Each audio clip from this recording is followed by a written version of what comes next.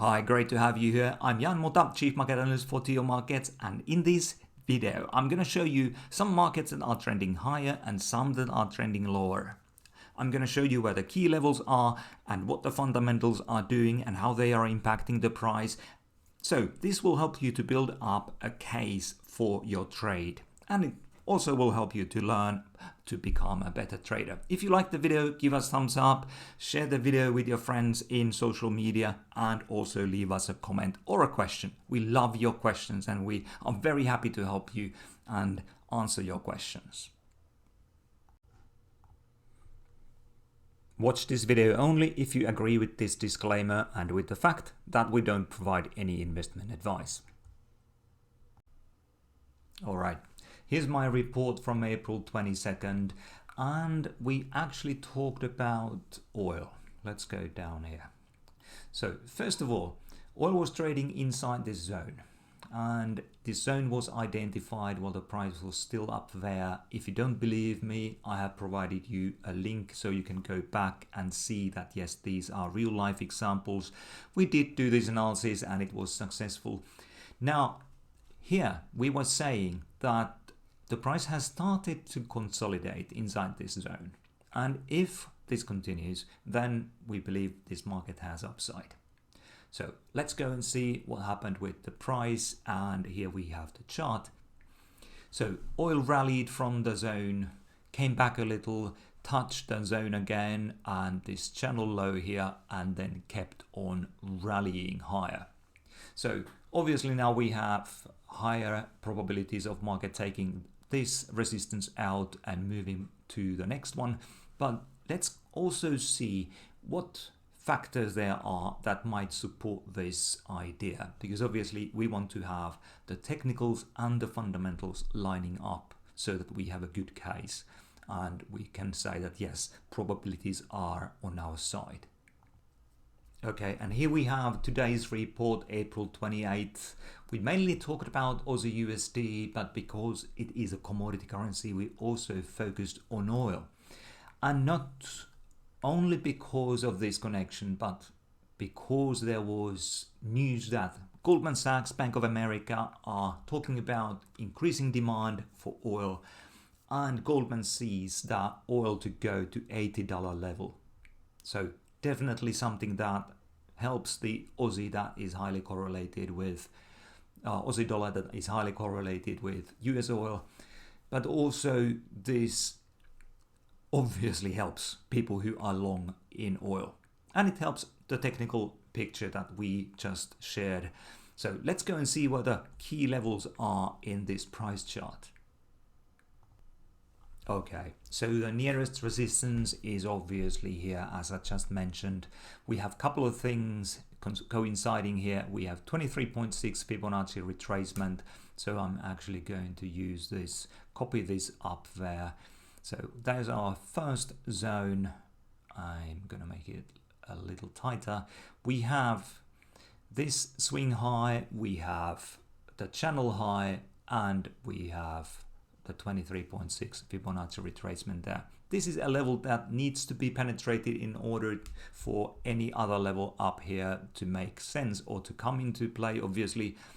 But the reason we assume this could happen is the news that we have big banks saying they believe higher prices in oil are coming and there's more demand for oil.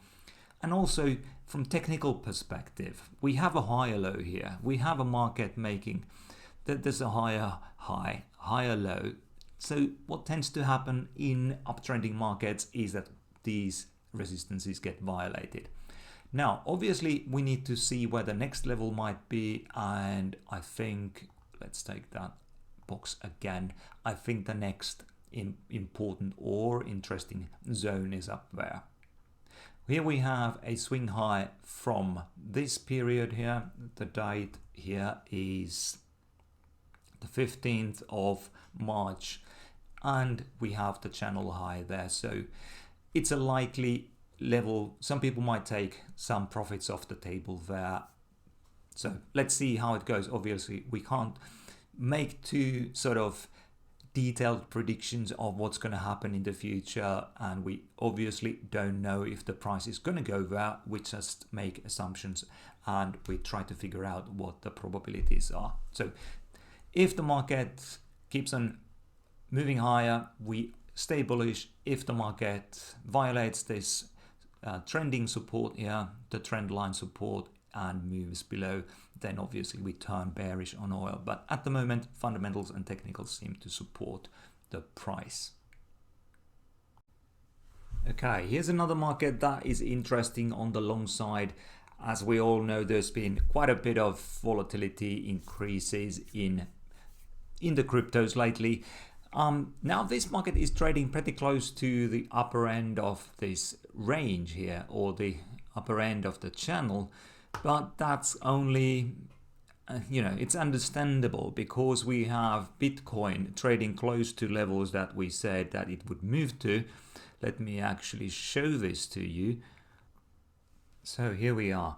A couple of days ago, I wrote about Bitcoin saying that it was short-term oversold and we believed it would rally into this zone here. So basically we pointed to a confluence zone, and now the market has rallied to the zone and is slowing down. Both in yesterday and today's trading, this zone has been limiting the moves higher. So it's only understandable that we do have something similar going on in other highly correlated markets, but the rally here has been quite a bit stronger. So as always, when you are looking to trade on the long side, you need to have the momentum on your side to help you to see the prices move higher. And as usual, we look at higher lows and higher highs, which helps us to stay with the momentum. So here we are. ETHUSD is making higher lows and higher highs. So obviously now the questions are, if we get pullbacks, where might the supports be? And even though this is my approach, I don't say it's the only approach. You can go to smaller time frame levels and smaller time frame charts and find out where you should be engaging with any markets. But let's take a look at what levels might be interesting. So obviously let's see if we start here. I'm going to use just the horizontal lines to keep this easy.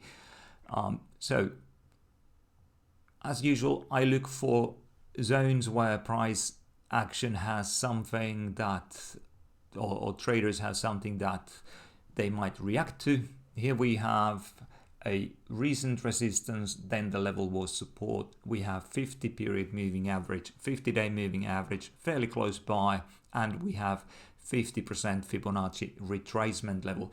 So that's the first one here. And then if we go higher, we have another level here, which basically has 38.2 Fibonacci retracement and the channel low and 20-day period moving average coinciding. So I think if the market retraces back to this level, it's never certain, but the probabilities are that this is a level that quite a few people are, sorry, not a level, but a zone that quite a few people are looking and focusing on. And so this might be what happens. I'm not promising it. I never know what the future will hold, obviously. But if I see the market turning there, that's a good sign. It's another higher low in the market. So this is what I'm looking for. On the upside, we have the channel high getting close, but we have also Bitcoin at resistance now. So it's going to be interesting to see if it's going to push itself through that zone or if we get a pullback. So that might be the reason this market retraces down or lower as well. Now, in terms of when the market might turn bearish, if we get something like this, we get a rally from the level and then we get a violation of a recent reactionary low and the market starts to move below the trend line. That's obviously a bearish sign, and that's why the market could move, or under those circumstances we might see the market moving to the next zone. All right, so this is ETHUSD in daily time frame. Let's go and see some other markets. the next market here is IBM. This market has been performing really nicely lately, and as you have heard me saying often before, I like the markets with some upside momentum. But it doesn't mean it's always the right time to buy. So that's why I focus on these key levels. Let's look at this market. So let's go and see where the key levels are. So I have drawn a couple of things here so that I remember to talk to you all that I wanted to talk to you. So we have a higher low there. And if we copy this line and place it here, we do get an indication that this market is a little overbought at the moment, and the stochastics is saying the same. And so it might not be a great idea to buy now. I'm not saying this market can't go higher immediately, but yeah, there is some technical resistance. So there's something else also. If I use the equidistant tool here, just to have different colored lines, I'm going to use these lows and then take this line to the next high. So we all can see now that there's quite a bit of technical resistance up here. So obviously this market in technical terms is overbought and could react lower. So that's basically the message. If the market is oversold, it could react higher, meaning when we talk about uptrend. In downtrends, markets are oversold all the time, and it doesn't mean much. And in uptrends, it can be that there are extended periods of oscillators staying above the overbought areas, but now we're not talking about the oscillators only. We are focusing on several technical factors, trying to figure out what might be interesting here. So let's also draw the Fibonacci levels here. So Fibonacci retracements from a substantial low here to the latest high, and surprise, surprise, we have 23.6 Fibonacci retracement level coinciding with this channel low and 20-day moving average here. So I'm thinking this zone is interesting. I don't know exactly how wide this area should be, but I'm looking at it here and saying, okay, that's roughly where we should expect several technical factors catching the attention of different traders in different time frames. So this also was an area that used to resist the price move earlier, not so long ago, and it resisted price moves there. So technically and psychologically, this is an interesting level, or zone rather. Then if this is broken, what then? If the price comes down, hits this level, rallies a bit, but then goes through, isn't the market then outside of this steeper trend line? Yeah, it is. But still, there are some other zones and levels that might be relevant. So, and the next one is definitely here. We have 50-day moving average, we have this swing point low here, and we have 38.2 Fibonacci retracement there. So that's very interesting. And the next area after that is the 50% Fibonacci retracement and this sort of medium-term channel low. So the market can actually go pretty deep before it is outside of this bullish uptrend or channel. But it might well be that the price comes down here and rallies from there. Who knows? We don't know. And we just have to follow what the price does and hope that we get it right. And if we don't, that's why we have risk management rules in place. So as usual, just follow what the price action does in key levels or on key levels. And one key zone obviously is the one that we talked about a little moment ago. It's this area where we have a couple of channels coming together. So channel highs there. And like we can see from the price action, some people traders took some profits off the table already there. So market is a little weak and it could create correct lower, but I'm not saying it will. As usual, I know nothing about the future. I just know the probabilities that if we have an uptrend and the price retraces to support, then there's a good chance that other people start to buy at the level too. If I see that buying, then I'm happy to go along, but I'm not telling you this is exactly what you have to do. So hopefully this helps you. Let's see a couple of bearish markets and then we are done for today. Here's a market that we've been following for quite some time. It has been very good to us. Our predictions and trade ideas have worked out. Now, looking at this market, just a quick reminder, when the market was up here, we said that if the BOC removes $1 billion away from its bond buying program, then the CAD is likely to strengthen and the USDCAD moves lower. And a violation of 2470 would be bearish and indicate a further move to 2365. All these things have happened and now the market has moved almost to 2365 support, which is obviously this swing low point here. Now a couple of things could happen here. Obviously, if the oil price can't move higher for any reasons, let's say that we have more problems in India and Brazil and we get these variants spreading around the world and we have to go back into lockdown situations, then obviously oil and other risky assets would come down. We would have another safety-seeking rally in the dollar, in yen, in gold, in all these safe haven assets.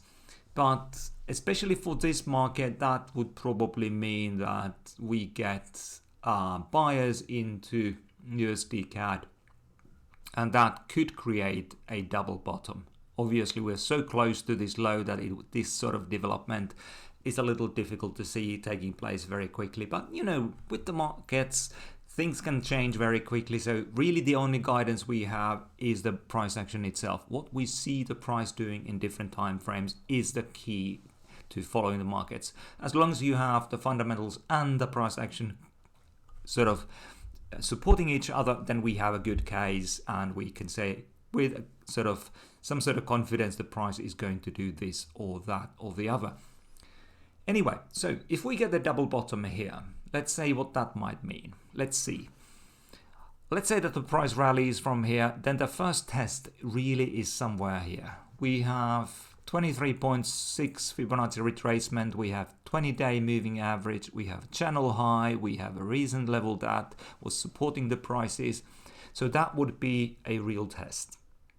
Now, if we get two things, an equal low or higher low here, and then if this level gets taken out, then I think there's a really good chance that the market moves to the next zone, which is up here.